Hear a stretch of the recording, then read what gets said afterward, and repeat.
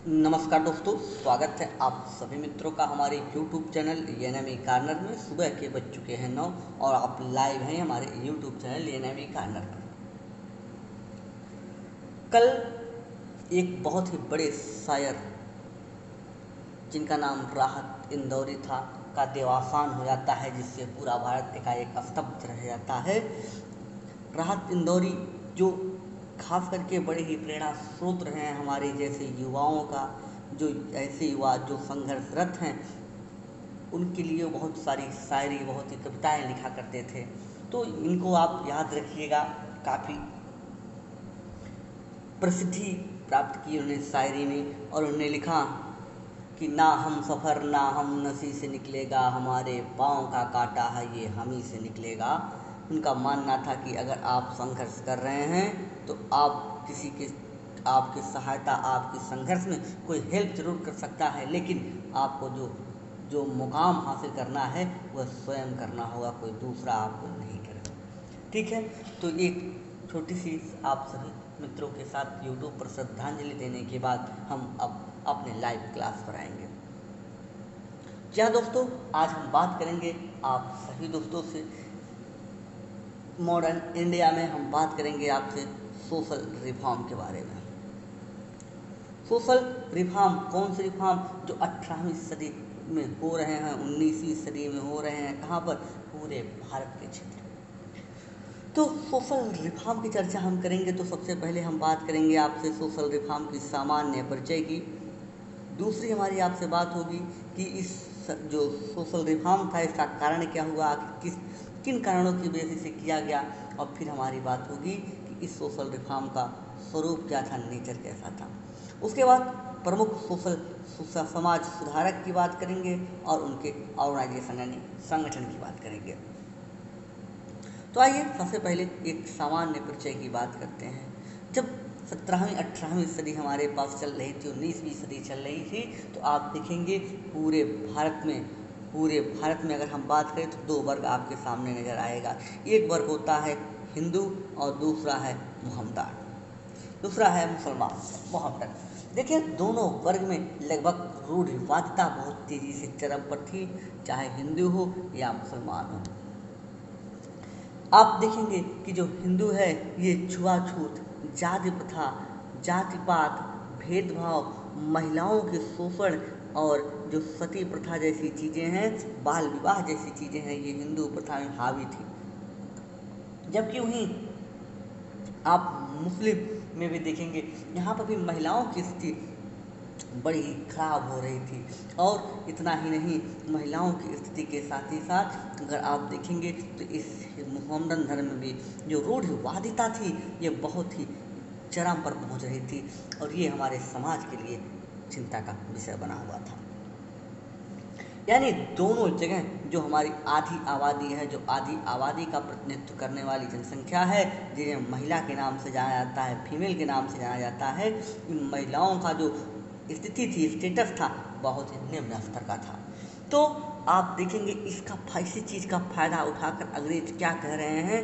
अंग्रेज भारतीयों को कह रहे हैं आप असभ्य हो, आप बर्बर हो, आप असभ्य हो, आप बर्बर हो, आप ऐसे हो कि जिन्हें अभी बहुत कुछ सीखना बाकी है। क्यों? क्योंकि अंग्रेज़ों में समानता, असमानता जैसे मूल्य अब तक आ चुके थे और वो अपने आप को सभ्य बना रहे थे। और उन्होंने बस सिद्धांत दिया, कौन सा?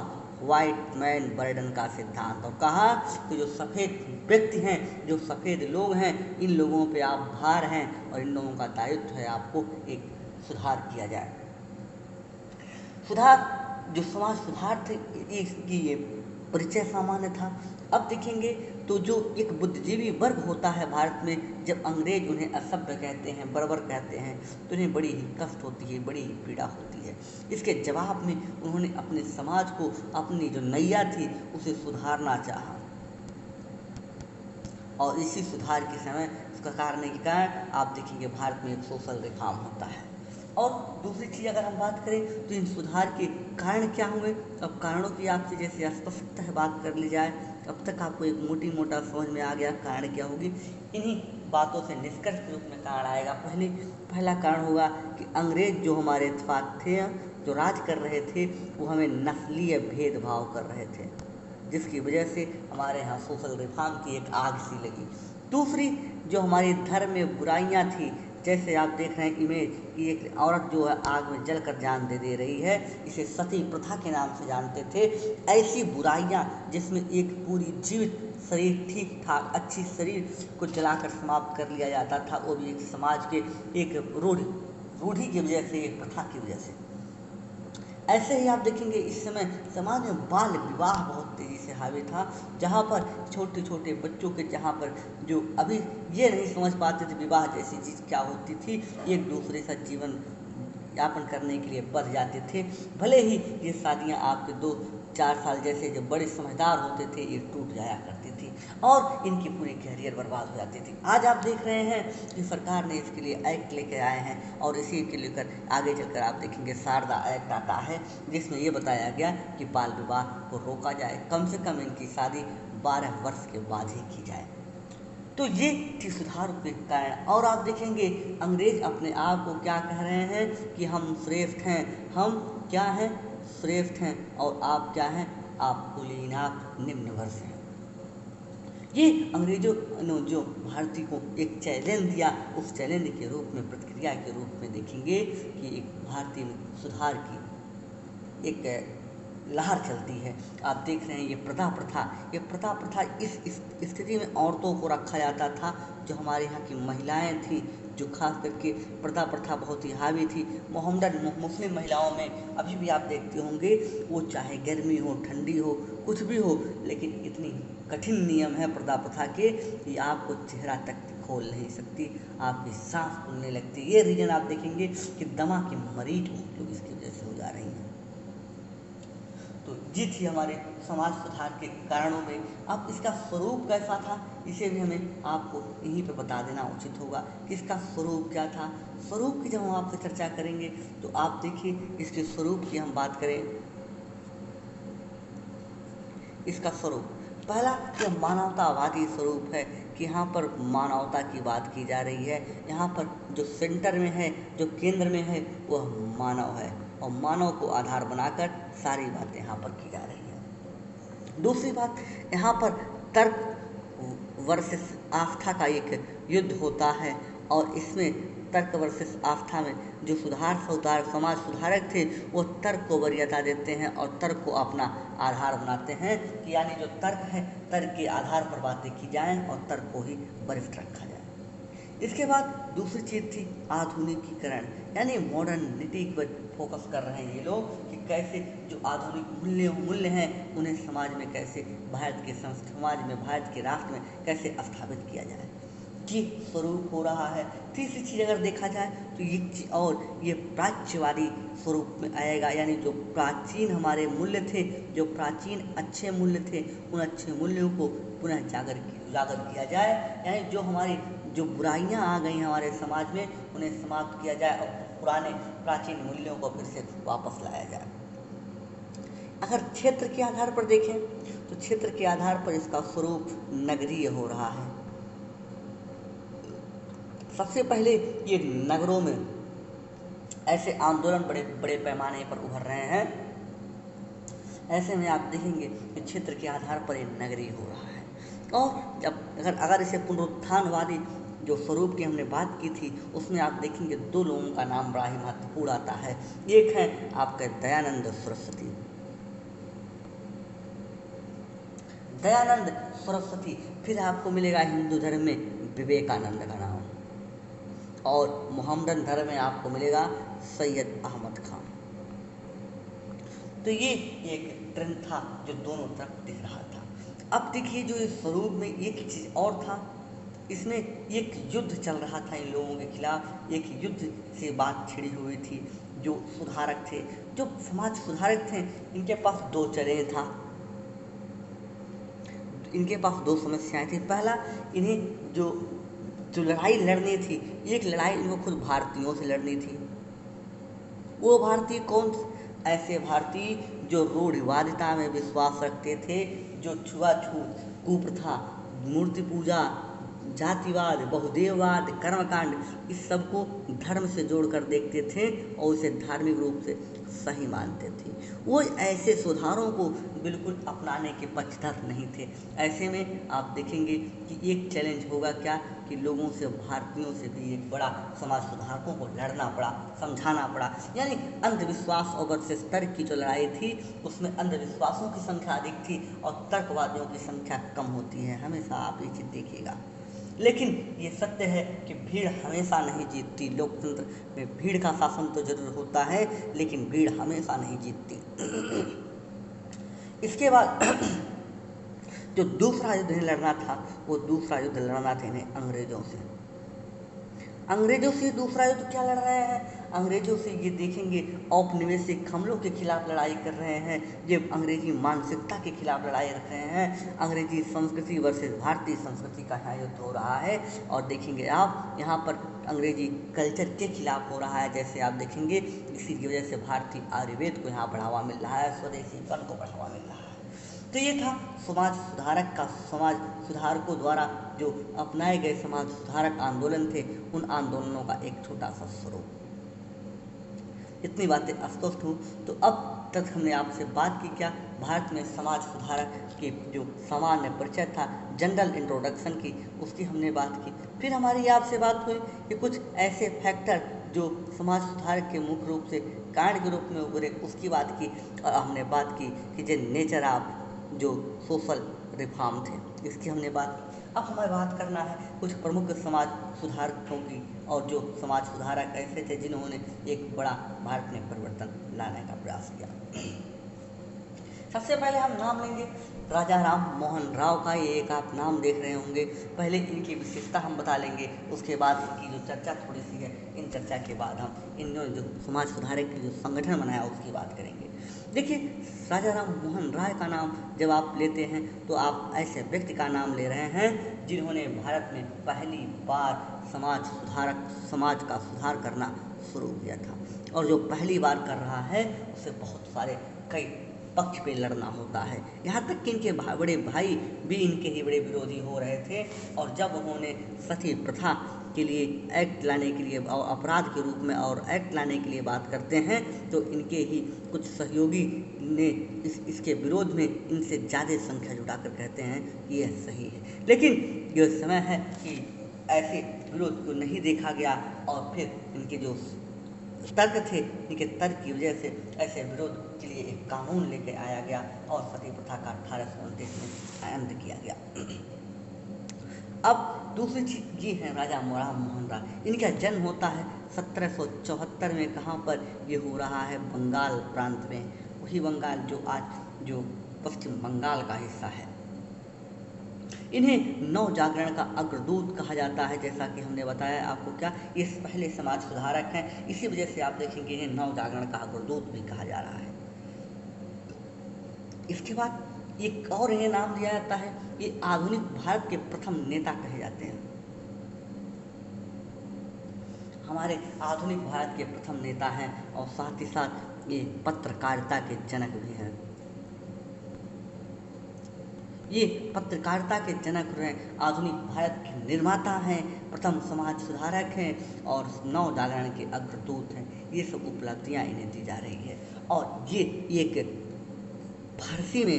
फारसी में एक पुस्तक लिख रहे हैं जिसका नाम है एकेश्वरवादियों को उपहार। और ये फारसी में जिस शब्द से जाना जाता है उसे कहते हैं तोहफत उल मुहिद्दीन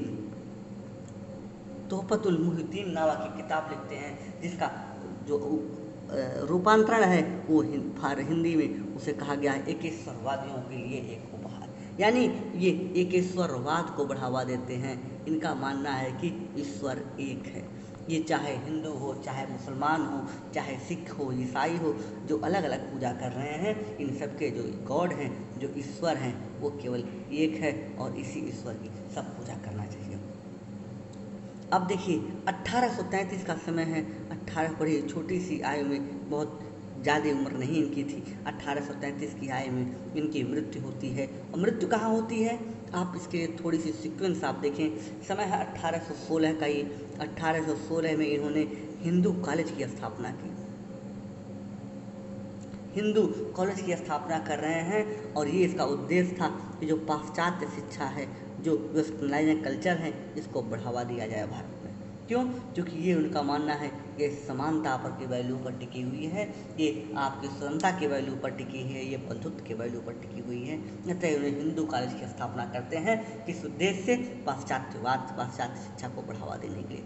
इसके इस मुहिम में, इस कॉलेज की स्थापना में इनके सहयोगी थे, एक महत्वपूर्ण नाम है डेविड हेयर। ये महत्वपूर्ण नाम है डेविड हेयर। ये कलकत्ता के घड़ी साज हुआ करते थे अंग्रेज, लेकिन ये घड़ी साज थे भारत में। ठीक, अब यहाँ से आप देखेंगे 1816 के बाद, 1816 में उन्हें स्थापना करते हैं हिंदू कॉलेज में, और आप इसके सहयोगी थे कौन? आपको ये घड़ी साज का नाम बताया, जिनका नाम था डेविड हेयर। समय 1825 का। 1825 में इन्होंने वेदांत कॉलेज की स्थापना की। वेदांत कॉलेज की स्थापना कर रहे हैं 1825 में। और फिर आप देखेंगे 1829 में हमने आपको बताया कि इनके सहयोग से जो सती प्रथा है उसका अंत होता है विलियम बेंटिक के काल में। फिर समय आता है 1830 का। 1830 में एक चीज़ देखेंगे, ये जो राजा राम मोहन राव हैं, इनका नाम था मोहन राव केवल, और इन्हें राजा की उपाधि दी जा रही है। समय है 1830, और 1830 में राजा की उपाधि कौन दे रहा है? दे रहा है मुगल शासक अकबर द्वितीय। अकबर द्वितीय इन्हें राजा की उपाधि दे रहा है, और राजा की उपाधि देने के बाद इन्हें इंग्लैंड भेजता है अपना दूत बनाकर। इनका और क्या योगदान है? इनका एक प्रमुख योगदान और हमारे लिए है कि इन्होंने उपनिषदों का हिंदी में रूपांतरण किया है, और साथ ही साथ एक महत्वपूर्ण चीज और 1828 में इन्होंने ब्रह्म समाज की स्थापना की, जो एक महत्वपूर्ण संगठन था जिसने भारत में समाज सुधार की एक लहर से उत्पन्न की थी। और ये जो ब्रह्म समाज था इनका, इस ब्रह्म समाज का उद्देश्य क्या था? इस ब्रह्म समाज का उद्देश्य था कि जो हिंदू धर्म है, इस हिंदू धर्म में सुधार किया जाए, मूर्ति पूजा को समाप्त किया जाए, और जो एकेश्वरवाद है इसको बढ़ावा दिया जाए। ये ब्रह्म समाज के उद्देश्य हुआ करते थे, ऑब्जेक्टिव हुआ करते थे। ऑब्जेक्टिव में हमने बताया कि 3 चीज़ें, पहला हिंदू धर्म में सुधार करना, मूर्ति पूजा का विरोध करना और या समाप्त करना, और तीसरे एकेश्वरवाद को बढ़ावा देना। अब समय आता है 1833, ठीक 5 साल बाद इनकी मृत्यु हो जाती है। और मृत्यु कहाँ होती है 1833 में? 1833 में ये जाते हैं इंग्लैंड। इंग्लैंड में स्थान है ब्रिस्टल। ब्रिस्टल में पहुंचते हैं, और 1833 में उनकी मृत्यु इंग्लैंड में होती है, विदेशी सरजमी पर। अब जो ब्रह्म समाज इन्होंने स्थापित किया था, इनके मृत्यु के बाद आप देखेंगे इनके ब्रह्म समाज में कुछ बड़े परिवर्तन आने शुरू हो जाएंगे। वो कौन से परिवर्तन हैं? इसमें आप देखिए, इनकी मृत्यु के बाद ब्रह्म समाज का लीड कर रहे थे द्वारिकानाथ टैगोर। द्वारिकानाथ टैगोर इनके जो ब्रह्म समाज स्थापित किया था, इनको लीड कर रहे थे। और 1865 में आता है समय, 1865 में एक दो जो ब्रह्म समाज था, इस ब्रह्म समाज में मतभेद उत्पन्न होता है, और जो ब्रह्म समाज है ये 2 भागों में टूट जाता है। आप देखिए वो 2 भाग कौन कौन से हैं जहाँ पर ये टूट रहा है। आप देखिए जो 2 भाग हैं, वो पहला, आप जो ब्रह्म समाज की एक लीडर होते हैं, एक होते हैं केशव चंद्र सेन, और दूसरे होते हैं द्वारिकानाथ टैगोर। एक महत्वपूर्ण चीज़, जो द्वारिकानाथ, जो केशव चंद्र सेन हैं और जो द्वारिकानाथ टैगोर हैं, इन दोनों ने ब्रह्म समाज से संबंधित ही 1-2 अलग अलग संगठन की स्थापना की। कौन कौन से? पहला जो संगठन था उसे आदि ब्रह्म समाज के नाम से जाना जाता है। आदि ब्रह्म समाज, इसकी स्थापनाकर्ता कौन थे? द्वारिकानाथ टैगोर थे। इसके बाद आपको हमने दूसरी चीज़ बताई, ये तो पहली बात थी। दूसरी बात, जो दूसरा ब्रह्म समाज की, जो ब्रह्म समाज में दूसरी लहर टूटती है, जो केशव चंद्र सेन के नेतृत्व में टूटती है, उसे बोला गया भारतीय ब्रह्म समाज। 2 टूट रही है। पहला आदि ब्रह्म समाज, जिसके लीडर हुआ करते थे कौन? द्वारिकानाथ टैगोर, और दूसरा भारतीय ब्रह्म समाज, जिसके लीडर हुए केशव चंद्र सेन।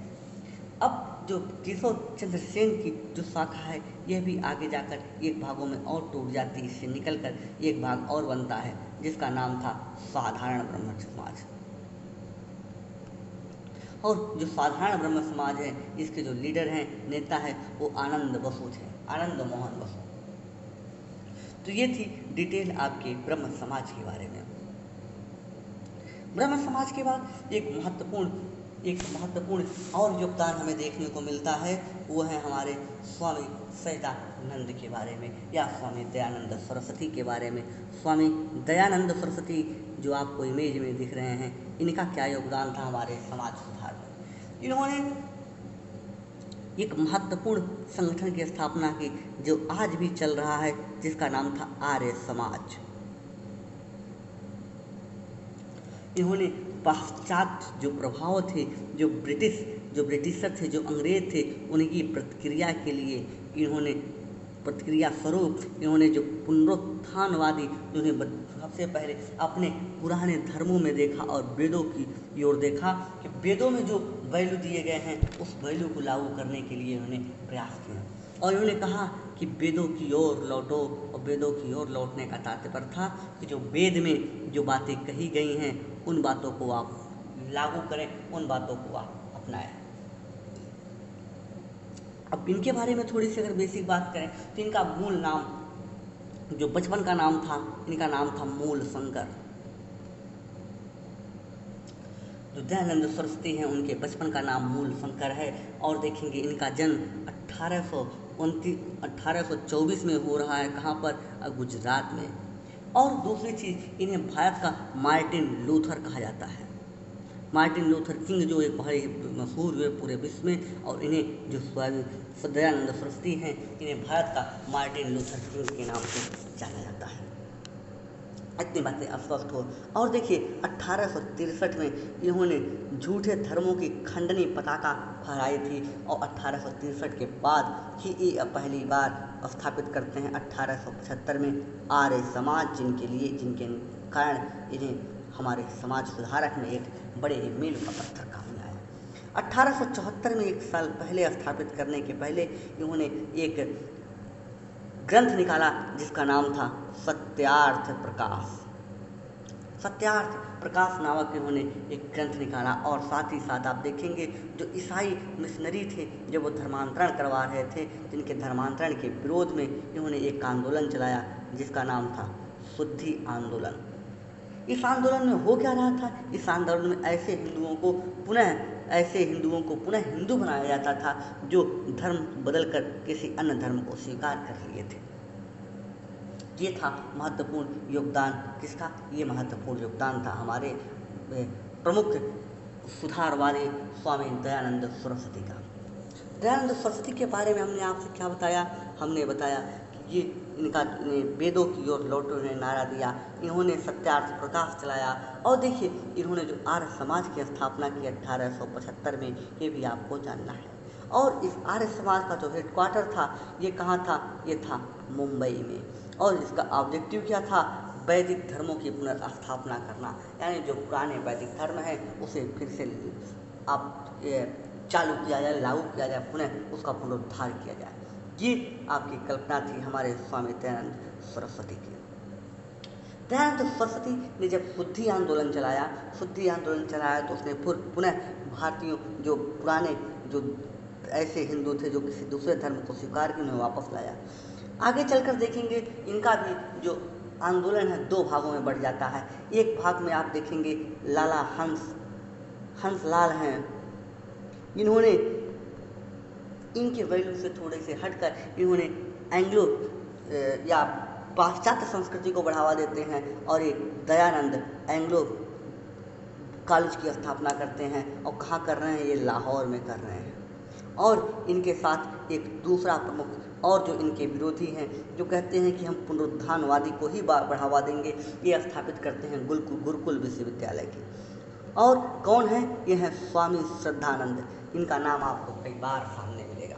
स्वामी श्रद्धानंद आ रहे हैं जो गुरुकुल कांगड़ी में स्थापित कर रहे हैं गुरुकुल विश्वविद्यालय। और इनके जो जो पाश्चात्यवाद को बढ़ावा दे रहे हैं वो स्थापित कर रहे हैं दयानंद वैदिक एंग्लो कॉलेज। इसके बाद प्रमुख नाम हमारे सामने आता है, वो है, आप देख रहे हैं इस इमेज की, इन फोटो को जिनको आपका अक्सर सामना होता रहता है, ये हैं हमारे स्वामी विवेकानंद। इनके बचपन का नाम नरेंद्र देव था या नरेंद्र दत्त भी मिलता है, तो मुख्य रूप से इनका नाम नरेंद्र नाथ दत्त था। और दूसरी चीज़ अगर हम बात करें तो इनको जिस नाम से जिसलिए हम जानते हैं, 1893 में जो शिकागो का भाषण हुआ था, शिकागो में जो विश्व धर्म सम्मेलन हुआ था, उन्होंने जो स्वामी विवेकानंद हैं, जो भारत की कीर्ति को फैलाया था, जो भारत के गौरव को वहाँ पर उजागर किया, इससे पूरा विश्व उस समय स्तब्ध रह गया था। इसी वजह से इन्हें आप देखेंगे पश्चिमी देश ने एक नया नाम दिया था, क्या? इन्हें कहते हैं साइक्लोन मॉन्क ऑफ इंडिया, यानी ये एक तूफान है भारत इंडिया के, ये जो साइक्लोनिक तूफान है धर्म के, और उस तरह से हैं ये जहाँ पर जाते हैं वहाँ पर हिंदू धर्म को एक नई चपेट की धारा उत्पन्न करते हैं। और इन्हें कुछ किताबें लिखी जिसका नाम प्रमुख रूप से है कर्मयोग, ज्ञान योग, आप देखेंगे राजयोग नामक ये 3 पुस्तकें उन्होंने लिखी हैं जो बहुत ही महत्वपूर्ण हैं भारतीय दर्शन में। अब देखिए जो शिकागो का भाषण होता है वहाँ पर इन्होंने एक महत्वपूर्ण कॉन्सेप्ट दिया। इन्होंने कहा कि आप आपके जितने भी कर्म हैं, चाहे आप किसी धर्म से जुड़कर कर रहे हो, हिंदू धर्म को कर रहे हैं, मोहम्मदन मुस्लिम धर्म को लेकर कर रहे हैं, ईसाई कर रहे हैं, पारसी धर्म से लेकर कर रहे हैं, सब धर्म का उद्देश्य एक ही है। उन्होंने जैसे एक बात आपने सुना, नदियाँ एक घाट बहुतेरे, कुछ इस तरह का कॉन्सेप्ट दिया कि जिस तरह से सभी नदियाँ अलग अलग मार्गों का अनुसरण करते हुए अंततः जाकर समुद्र में मिल जाती हैं, उसी तरह जो सभी धर्म हैं ये एक नदियों की तरह हैं और मिलना अंतोगत्ताओं है, समुद्र में ही है, ईश्वर में ही है। ऐसे सम्मेलन के बाद आप देखेंगे ऐसे बहुत ही बड़े प्रभावशाली भाषण देने के बाद ये पूरी तरह से पूरे विश्व का आप देखेंगे धर्मों में जो एक विवाद था उसका एकीकरण कर देते हैं। ये हैं हमारे स्वामी विवेकानंद जी। स्वामी विवेकानंद को हमने बताया, इनका अगर आप देखेंगे तो ये महत्वपूर्ण चीज़ और थी, ये रामकृष्ण मिशन की स्थापना करते हैं। किसकी? रामकृष्ण मिशन की स्थापना करते हैं। समय है 1896 का। 1893 का समय जो है शिकागो का विश्व धर्म सम्मेलन है। 1896 में ये बंगाल के बेल्लूर में रामकृष्ण मिशन की स्थापना करते हैं। रामकृष्ण कौन थे? रामकृष्ण इनके गुरु हुआ करते थे। यहाँ तक बातें स्पष्ट हो तो आगे चले। इसके बाद एक महत्वपूर्ण और हमें जानना है जो है, आपको देखिए थियोसॉफिकल जो सोसाइटी थी उसकी हम बात करेंगे। थियोसॉफिकल सोसाइटी में जब हम चर्चा करेंगे तो आइए पहले एक ब्लैंक पेज पढ़ा। ये एक थियोसॉफिकल सोसाइटी थी, ये भी एक स्थापित हुई थी। ये थियोसॉफिकल सोसाइटी की स्थापना किसने की थी? इसके स्थापक 2 विदेशी का नाम है। एक हैं HP ब्लावेत्स्की, ये कहाँ हैं? ये एक रूसी महिला थी जिन्होंने भारत में जो हिंदू धर्म है उसके या वेदों की ओर जो लौटने की बात है या जो पुनरुत्थानवादी जो धर्म है उसकी बात करते हैं। दूसरा एक विदेशी कर्नल थे जिनका नाम था HS आलकॉट। ये क्या कर रहे हैं? ये भी दोनों मिलकर थियोसॉफिकल सोसाइटी की स्थापना कर रहे हैं। 1896 में आप देखेंगे 1886 डेट 1886 है। 1886 में अडयार नदी, अडयार के तट पर जो आप देखेंगे मद्रास के अडयार पर आते हैं और इसका जो थियोसॉफिकल सोसाइटी है इसका हेडक्वार्टर की स्थापना करते हैं। और इसी समय 1886 में जो एनी बेसेंट है, जो नेशनल मूवमेंट में इनका बड़ा योगदान आता है। आप देखेंगे इन्होंने होम रूल आंदोलन चलाया था एनी बेसेंट ने। 1886 में इन्होंने थियोसॉफिकल सोसाइटी को ज्वाइन किया था। और एनी बेसेंट को अगर हम बात करें आपसे तो इनकी रिलेटेड कुछ चीज़ें हमारे सामने आपको दिख रही हैं। एनी बेसेंट का नाम एक महत्वपूर्ण इसलिए आता है कि इन्होंने सेंट्रल हिंदू स्कूल की स्थापना कर रही हैं। कहाँ पर? बनारस में। यही 1916 में, यही विद्यालय 1916 में मदन मोहन मालवीय के सहयोग से बीएचयू में बदल जाता है। तो आप देखेंगे ये समाज सुधार का ही परिणाम होगा जो हमारे सामने दिखाई देगा। उसके बाद देखेंगे इस जो धर्म था, ये जो सोसाइटी थी या जो थियोसॉफिकल सोसाइटी है, इसका उद्देश्य क्या था? इसका उद्देश्य था जो प्राचीन हिंदूवाद है इसको पुनः स्थापित किया जाए। कौन सा? वही वेदों वाली बात जो वेदों में थी उसको पुनः स्थापित किया जाए। 1907 जब आप देखेंगे 1907 में कांग्रेस का सूरत का विभाजन होता है, उस समय थियोसॉफिकल सोसाइटी की अध्यक्ष होती हैं कौन? थियोसॉफिकल सोसाइटी की अध्यक्ष होती हैं एनी बेसेंट। इसके बाद एक महत्वपूर्ण नाम और हमें देखने को मिलता है, एक महत्वपूर्ण आंदोलन और देखने को मिलता है, वो है यंग बंग आंदोलन। वो है यंग बंग आंदोलन। इसकी चर्चा अगर हम बात करें तो यह बहुत ही महत्वपूर्ण है। क्यों? क्योंकि इसके जो प्रवर्तक थे उनका नाम था हेनरी विवियन डेरोजियो। ये यंग बंग आंदोलन के प्रवर्तक थे। और आप महत्वपूर्ण नाम इसलिए इनका और है महत्वपूर्ण, जो हमारे राष्ट्रीय आंदोलन में योगदान देने वाले हैं, एस.एन. बनर्जी, सुरेंद्रनाथ बनर्जी जो हैं, जो एस.एन. बनर्जी हैं, इन्होंने हेनरी विवियन डेरोजियो को अपना राजनीतिक गुरु माना है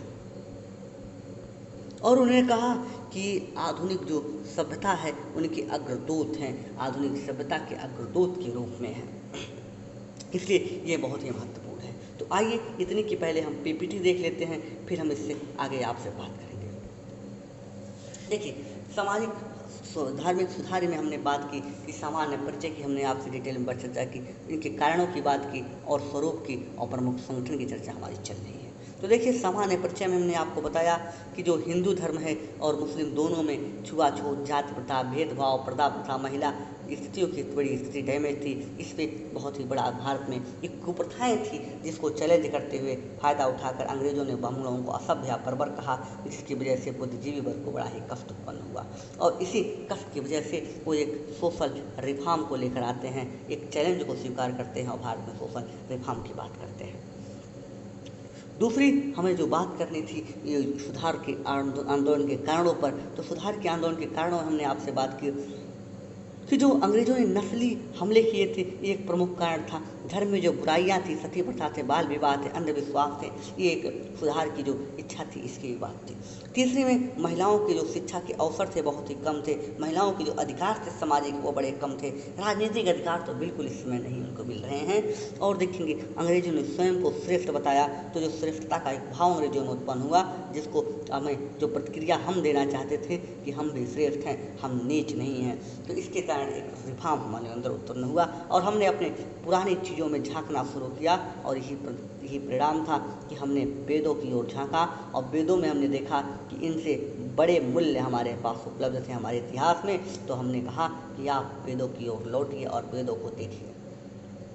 स्वरूप क्या था? स्वरूप था मानवतावादी। उन्होंने कहा इहलोक पर फोकस किया जाए। इहलोक मतलब जो आज आपका जो जहाँ पर आप जीवित हैं यहाँ पर, जैसे नर्कलोक नहीं, स्वर्गलोक नहीं, दो लोक होता है, एक स्वर्गलोक एक नर्कलोक। तो आप स्वर्गलोक पर फोकस नहीं कीजिए, आप नर्कलोक पर ही कीजिए, जहाँ आपका जीवन है यहाँ पर आप जीना सीखिए, आगे स्वर्ग की चिंता मत कीजिए। क्योंकि कॉन्सेप्ट हुआ करता था कि आप जो यहाँ जो करेंगे वो आपको आगे जाकर भुगतना पड़ेगा स्वर्गलोक में, स्वर्ग और नरक। तो यहाँ पर मानवतावादी है, ये कहता है इस लोक की बात की जाए जहाँ आप हैं, स्वर्ग और नरक जैसी कोई चीज़ें नहीं होती। ये तर्कवाद को बढ़ावा देता है और आस्था पर ये ठेस पहुँचाते हैं और आस्था को बदलना चाहते हैं। आधुनिकीकरण पर एक बल है। भारतीय संस्कृति जो थी आप देखेंगे उनके तत्वों को उजागर करता है, जो पुनरुत्थानवादी तत्व हैं उनको और बढ़ता हुआ आता है। क्षेत्रीय और नगरीय स्वरूप इसका है और इसका जो संघर्ष है यहाँ पर जो स्वरूप में संघर्ष है, दो लोगों से लड़ना है, एक भारतीयों से एक अंग्रेजों से। भारतीयों से कौन? ऐसे जो छुआछूत, जाति प्रथा, सती प्रथा, बहुदेववाद, बाल विवाह, बाल बध, नरबली, इन सब के सपोर्टर हुआ करते थे। उनसे खुद इन समाज सुधारकों को लड़ना होता था। दूसरे कौन थे? दूसरे थे अंग्रेज, जो अंग्रेज कहते थे तुम असभ्य हो, तुम नीच हो, तुम जो औपनिवेशिक मानसिकता थी जिससे वो बड़ा ही भारत में प्रभाव डालते थे और उसकी वजह से शासन कर रहे थे। कहते थे व्हाइट मैन बर्डन का सिद्धांत देते हैं, कहते हैं हमें दायित्व मिला है ईश्वर की ओर से कि हम आपको सुधारें। तो ऐसे दो तरह से, दो दोहरी धार की तरफ से आगे और पीछे दोनों तरफ इन समाज सुधारकों को लड़ना होता था। एक अपने समाज में, दूसरे हमारे समाज में जो शासक कर रहे थे उनसे। इसके बाद हमें आपसे बात करनी थी फिर समाज सुधारक और संगठन की। तो हमने आपसे बात की ब्रह्म समाज की। इसकी स्थापना 1828 में होता है और ऑब्जेक्टिव क्या था?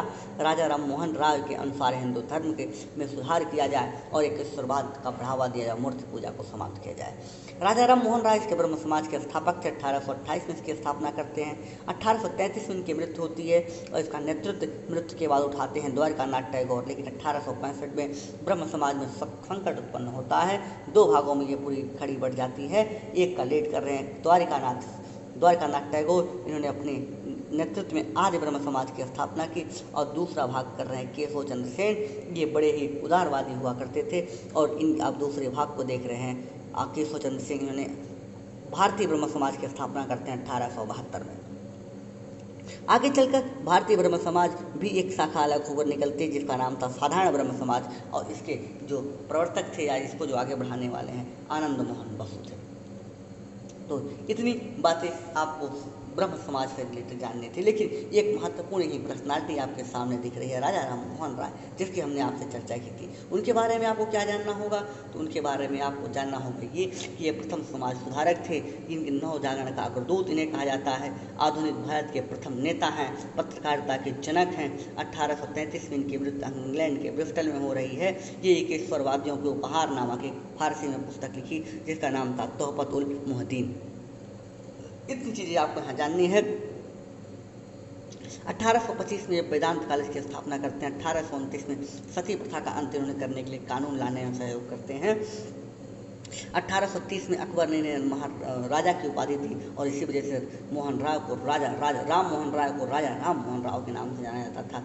और इन्होंने उपाधि देने के बाद इंग्लैंड इन्हें भेजता है और उपनिषदों पर इन्हें रूपांतरित किया और 1833 में इनकी मृत्यु होती है ब्रिस्टल में। इसके बाद महत्वपूर्ण नाम आता है आर्य समाज का। आर्य समाज ने एक बहुत ही बड़ा एक रिफॉर्म करते हैं और इसमें रिफॉर्म करता थे स्वामी दयानंद सरस्वती, संस्थापक हैं। और इन्होंने पाश्चात्य प्रभावों की प्रतिक्रिया के रूप में वेदों की ओर लौटो का नारा दिया और इसकी स्थापना उन्होंने आर्य समाज की मुंबई में करते हैं। इनका ऑब्जेक्टिव क्या था, उद्देश्य क्या था? प्राचीन वैदिक जो हमारा धर्म है इसकी पुनर्स्थापना की जाए और साथ ही साथ आप वेदों की ओर जो वैदिक के मूल तत्व हैं इनके बढ़ावा देने की बात करते हैं। दयानंद सरस्वती के बारे में अगर थोड़ा सा जानें तो इनके बचपन का जो मूल नाम है वो था मूल शंकर। और दूसरी चीज़ आप देखेंगे इनका जन्म 1824 में हो रहा है गुजरात में और इन्हें भारत का मार्टिन लूथर किंग कहा जाता है। झूठे धर्मों की खंडनी पताका इन्होंने फैलाई। जो कर्मकांड थे, जो धर्म में आडम्बरवाद थे, उनके विरोध में ये पताका उन्हें फहराए थे 1863 में। 1874 में अगर बात करें तो सत्यार्थ प्रकाश नामक एक ग्रंथ प्रकाशित किया। 1875 में आर्य समाज की स्थापना की और 1877 में इसका हेडक्वार्टर बनाया लाहौर में। इन्होंने एक शुद्धि आंदोलन चलाया कि जितने भी ऐसे लोग जो जो मुस्लिम या फिर ईसाई धर्म को अपना लिए हैं उन्हें फिर से हिंदू बनाया जाए। इसके लिए शुद्धि आंदोलन चलाया, एक धर्मांतरण का आंदोलन था। उसके बाद देखेंगे कुछ समय के बाद ये जो इनका जो आर्य समाज था दो भागों में बढ़ जाता है। एक लाला हंस लाल के नेतृत्व में और दूसरा स्वामी दयानंद श्रद्धानंद के नेतृत्व में। और जो हंसलाल हैं ये दयानंद एंग्लो कॉलेज की स्थापना करते हैं लाहौर में और जो श्रद्धानंद हैं ये गुरुकुल विश्वविद्यालय कांगड़ी में स्थापना करते हैं। इसके बाद हमने आपसे बात की थी एक अलग जो हमारा है उसकी हमने बात की थी कौन सी, रामकृष्ण मिशन की। रामकृष्ण मिशन के समय में चर्चा की। इसके संस्थापक स्वामी विवेकानंद सरस्वती हैं जिन्हें नरेंद्र नाथ दत्त के नाम से भी जाना जाता है। इन्होंने 1893 में शिकागो में अपना विश्व सम्मेलन जो विश्व धर्म सम्मेलन हुआ था वहाँ पर एक अद्भुत अलौकिक एक बहुत ही बड़ा भाषण दिया था और जिसके लिए इन्हें जाना जाता है। इन्होंने कर्मयोग, राजयोग और ज्ञान युग नामक पुस्तक की रचना की। इन्हें पश्चिमी देशों ने साइक्लोनिक मॉन्क ऑफ इंडिया कहा है और ये 1896 में रामकृष्ण मिशन अपने गुरु के नाम से एक मिशन की स्थापना करते हैं और ये इसका हेडक्वार्टर ये बेल्लोर बंगाल में बताते हैं। और इसके बाद महत्वपूर्ण नाम आता है थियोसॉफिकल सोसाइटी की। थियोसॉफिकल सोसाइटी की स्थापना 1875 में हो रही है। दो लोग कर रहे हैं, HP ब्लावेत्स्की जो रूसी एक महिला हैं और दूसरे हैं HS अकल्ट, ये हैं जो अकल्टक हैं, ये हैं आपके अमेरिकी कर्नल। 1886 में भारत के अडयार में इसकी हेडक्वार्टर की स्थापना की जा रही है और देखेंगे 1886 में ही एनी बेसेंट इसे ज्वाइन करती हैं और वे अब एक सेंट्रल हिंदू स्कूल की स्थापना करती हैं बनारस में, जो मदन मोहन मालवीय के सहयोग से 1916 में BHU बनता है। 1907 में आप देखेंगे तो जो एनी बेसेंट हैं ये थियोसॉफिकल सोसाइटी की अध्यक्ष बनती हैं और आप प्राचीन हिंदू जो वाद है, इसको जो प्राचीन हिंदुज़म है इसे बढ़ावा देने की इस संस्था की बात थी, इस संगठन की चर्चा थी, ठीक है। और इसके बाद एक आता है यंग बंग आंदोलन। यंग बंग आंदोलन इतना महत्वपूर्ण क्यों है? क्योंकि इसके प्रवर्तक हुआ करते थे एक युवा हेनरी बेबियन डेरोजियो। इनके लिए आप देखेंगे जो युवा वर्ग है इनको अपना आदर्श मानता था। यशन बर्न जी ने इन्हें कहा कि ये आधुनिक सभ्यता के अग्रदूत हैं और इतना ही नहीं, उन्हें अपना राजनीतिक गुरु भी माना है। तो इतनी बातें हमने आपसे अब तक की है। इसके बाद हमें बात करनी है आपसे पुनः कुछ महत्वपूर्ण आंदोलनों की, कुछ महत्वपूर्ण लीडरों की। इसके बाद हम आपसे चर्चा करेंगे जो मालाबारी कुछ ऐसे हैं जिन महत्वपूर्ण जो छोटे छोटे हैं उनको भी आपको जानना होगा। आप देखेंगे इसके बाद एक महत्वपूर्ण नाम आता है, एक महत्वपूर्ण प्रस्ताव आता है जिन्हें हम जानते हैं मलाबारी प्रस्ताव के रूप में। ये क्या था? मलाबारी प्रस्ताव बहराम जी मालाबारी के नेतृत्व में लाया गया था कि बाल विवाह को समाप्त करने की बात करता है। कहता है कि जो बालक युवा हैं इनकी जो शादी हो 12 वर्ष से पहले ना हो, 12 वर्ष के बाद ही शादी की जाए। और इस प्रस्ताव का विरोध करते आते हैं बाल गंगाधर तिलक। क्यों विरोध कर रहे हैं? उनका मानना था कि इसे कानून बनाकर नहीं बल्कि जन जागरूकता के माध्यम से लागू किया जाए। इसके बाद एक एक्ट आता है जिसे हम जानते हैं शारदा एक्ट के नाम से।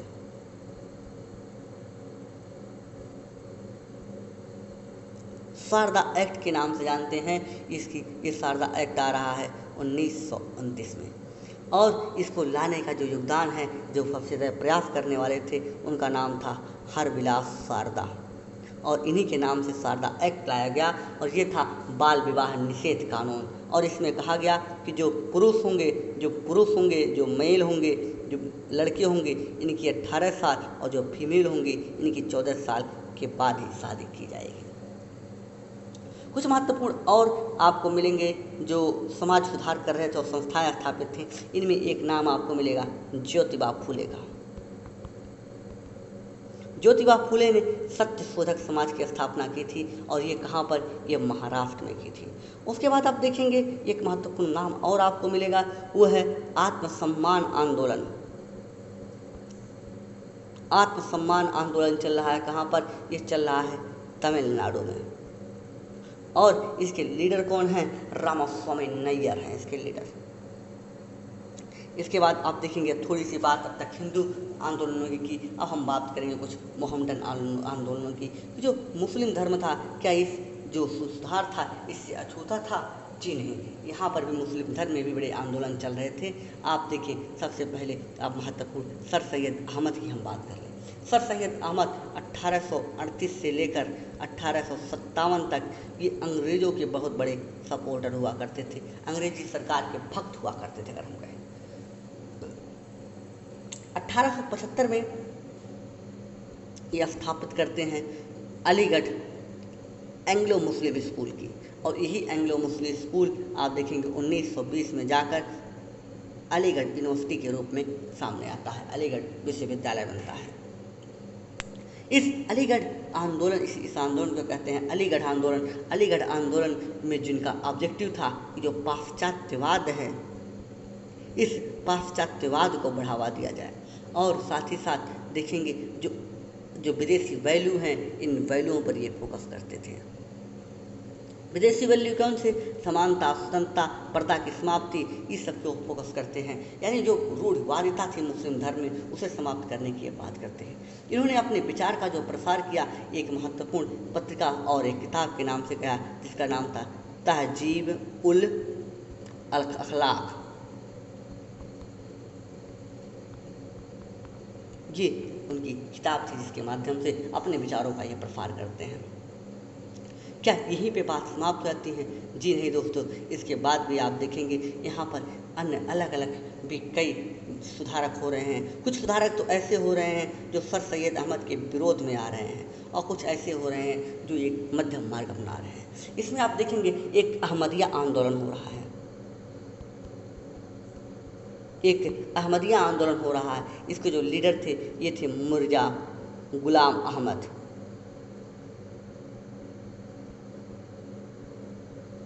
मिर्जा गुलाम अहमद आप देखेंगे ये पंजाब में हैं। ये जो बहुविवाद था, जो बहुविवाह हुआ करता था मुस्लिमों में, इनके विरोधी थे। स्त्रियों की दशा के बड़े सपोर्टर थे कि स्त्रियों की दशा को उजागर किया जाए, और ये अपने आप को स्वयं भगवान श्री कृष्ण का अवतार मानते हैं।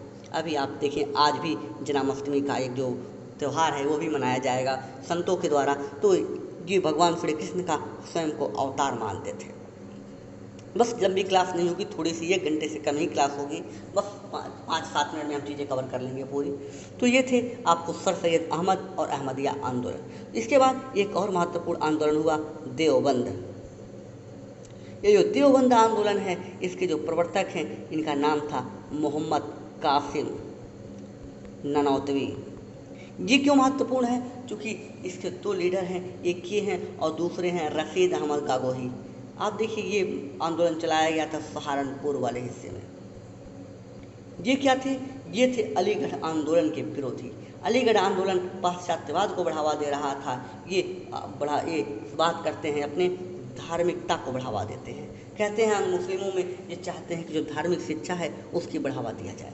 और इतना ही नहीं, अलीगढ़ आंदोलन के विरोधी थे सर सैयद अहमद खां के, ये प्रबल विरोधी हुआ करते थे। आप देखिए तो इन्होंने क्या कांग्रेस की स्थापना का सपोर्ट किया था। इन्होंने जो आपके सामने हैं मोहम्मद कासिम ननौतवी।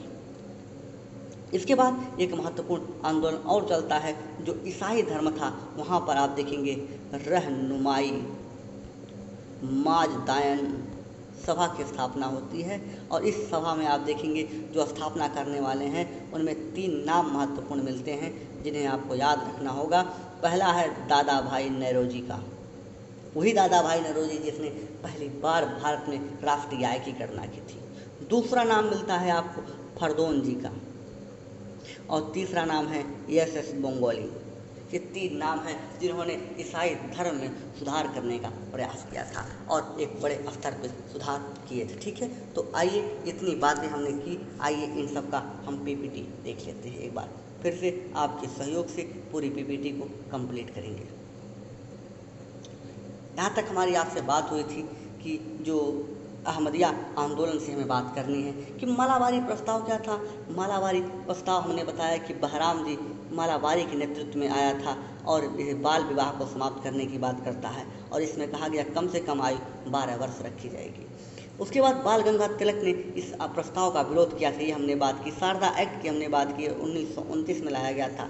इसके जो लीडर थे जिनके सहयोग से शारदा एक्ट लाया गया वो थे हरविलास शारदा, और इनके प्रयत्नों से ये लाया गया था। बाल विवाह निषेध कानून के तहत ये बताया गया कि जो पुरुषों की आयु 18 वर्ष और महिलाओं की आयु 14 वर्ष से कम में शादी नहीं की जाएगी। और देखेंगे जो समाज सत्यशोधक समाज था, इसकी स्थापना हमने बताया कि ज्योतिबा फूले ने। कुछ नाम जानने हैं आपको किसने स्थापित किया था, और उनके योगदान की PT में चर्चा बहुत महत्वपूर्ण नहीं है, इसलिए हमने केवल उनको नाम दिया है। देखिए ज्योतिबा फूले ने महाराष्ट्र में स्थापित किया था। आत्मसम्मान आंदोलन स्वामी रामास्वामी नैयर ने तमिलनाडु में चलाया था। अहमदिया आंदोलन को हमने बात की, मिर्जा गुलाम अहमद ने पंजाब के हिस्से में चलाया था। यह बहुविवाह विरोधी था, स्त्रियों की स्थिति को लेकर बड़ा ही जागरूक था, और ये यहाँ पर जो मिर्जा गुलाम अहमद हैं स्वयं को कृष्ण का अवतार मानते थे।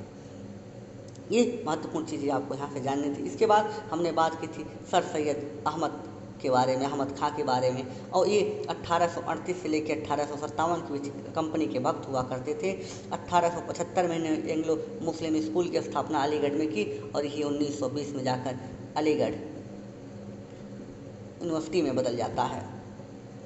1878 में इनकी मृत्यु होती है अलीगढ़ में ही, और इन्होंने अलीगढ़ आंदोलन चलाया था जो पाश्चात्यवाद को बढ़ावा देता है। विचारों को प्रसार के लिए उन्होंने तहजीब उल अखलाक नामक पत्रिका निकाली थी और इसमें किताब भी लिखी है। देवबंद आंदोलन की अगर बात करें, इसके प्रवर्तक हुए थे मोहम्मद कासिम ननौतवी और एक हैं रशीद अहमद गंगोही। इनका हेडक्वार्टर जो था सहारनपुर में था। इनका ऑब्जेक्टिव क्या था? मुस्लिमों को धार्मिक शिक्षा दिया जाए और अलीगढ़ आंदोलन का विरोध किया जाए। और इसके बाद एक महत्वपूर्ण नाम आता है रहनुमाई मजदायन सभा का 1851 में। इसके लिए इसकी स्थापना मुंबई में होती है। 3 प्रमुख नाम इनमें मिलते हैं आपको, दादा भाई नौरोजी के, फरदौन जी का और एस बंगाली का। ये ईसाई धर्म में सुधार के लिए ये आंदोलन चलाए गए थे। तो ये थी पूरी डिटेल आज की वीडियो में। हम रुकेंगे यहीं पर, मिलेंगे आपसे अगले वीडियो में। ठीक है दोस्तों, तो अभी तक अगर आपने हमारे यूट्यूब चैनल को सब्सक्राइब नहीं किया है तो प्लीज़ हमारे यूट्यूब चैनल को सब्सक्राइब कीजिए और अधिक से अधिक लाइक और शेयर कीजिए। ठीक है दोस्तों, तो रुकेंगे आज हम यहीं पर। दीजिएगा आगे आपने मित्र रमेश चंद्र को। मिलेंगे आपसे अगले वीडियो में, तब तक के लिए जय हिंद जय भारत।